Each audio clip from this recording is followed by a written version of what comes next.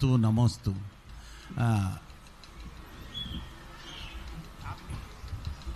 गुरुवर, जो मेरा प्रश्न है आज का, ये सभी को मालूम है, फिर भी मैं कुछ बिंदु के साथ इसे रखना चाहता हूं। आज विधवा विवाह, डाइवोर्स विवाह और विजातीय विवाह ये आम बात हो गई है और समाज ने इसको एक्सेप्ट भी कर लिया है। पहले समाज आज से 20 वर्ष पूर्व ऐसे विवाह में नहीं जाती थी। आज यह है स्थिति कि कैसा भी विवाह हो, समाज उसके अंदर चली भी जाती है और पार्टिसिपेट भी करती है।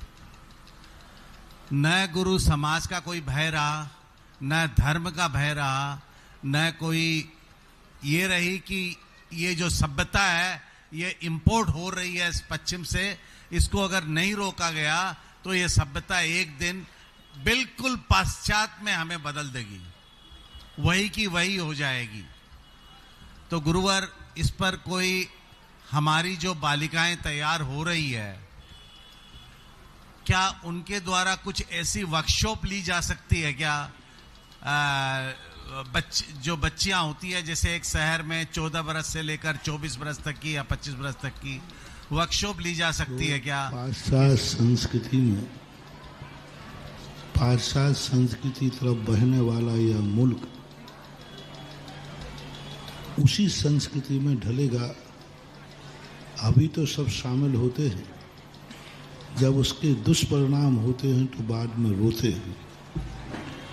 दुष्परिणाम जब उसके निकलेंगे, कोई एक दो परिणाम अच्छे निकल जाने से परिणाम अच्छा नहीं माना जाता। परिणाम देखा जाता है बहुमत पर आधारित। तो इस प्रकार की जो व्यवस्थाएं हैं, उन्हीं सब संस्कार देने के लिए तो ये उपदेश होते हैं, ये संस्थान खोले गए हैं, पाठशालाएं होती हैं। परमार्थ का ही संस्कार नहीं दिया जाता, संसार में जीने का भी एक संस्कार दिया जाता है और वो इनके माध्यम से दिया जा रहा है। प्रयास है। बाकी मेरा तो सिद्धांत है, जो जहाँ जा रहा है जाने दो, जो नहीं जा रहा है उसे उठा करके सिंहासन दे दो। मारीच जहाँ जा रहा था जा रहा था।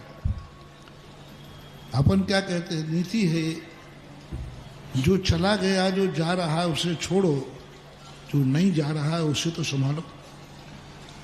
आज जो अच्छे संस्कार के लिए तैयार हैं उनके ऊपर चिंता करो, इनको संभालो। और जब ये संभल जाएंगे तो जो दूसरी तरफ चले गए हैं वे पश्चाताप करेंगे और लौट के आएंगे। एक तरीका है कि हम दूसरे की रेखा को मिटाने का प्रयास करें, उसमें हाथ गंदे होते हैं। क्यों ना अपनी रेखा को इतनी बड़ी कर दें कि दुनिया देख ले कि छोटी रेखा कौन है और बड़ी रेखा कौन। हम बुरे लोगों के संबंध में चिंता करने की अपेक्षा अच्छे लोगों को सुधारें, अच्छे लोगों को इतना अच्छा सुख दें, अच्छे लोगों को इतने अच्छे रिजल्ट लाएं कि लोग अपने आप उस तरफ दौड़ जाएं। मंदिर में किसी को बुलाने की जरूरत नहीं है। हम कुल मंदिर में भक्त लोग ऐसे अच्छे शक्ति अतिशय करें कि लोग अपने आप तुम्हें देख करके मंदिर आने लग जाए। इसलिए जो अच्छे लोग हैं उनको प्रोत्साहित करो, उनके लिए अधिक से अधिक हम सुविधाएं दें। अभी भी इनका परसेंटेज ज़्यादा नहीं है, इनका परसेंटेज ज़्यादा नहीं है। हम परसेंट भी 100 में से 1 भी नहीं ला सकते। अभी हम ये नहीं कह रहे कि अभी 1% आए, 1% भी नहीं है। मैं अशोकनगर से पूछना चाहता हूँ, क्या 100 घरों में 1 घर भ्रष्ट मान रहे? यहाँ 2000 घर मान रहे, 2500 घर में 2500 घर में 25 घर भी नहीं निकलेंगे। 10-20 घर निकलेंगे। अभी परसेंटेज ही नहीं बन रहा है।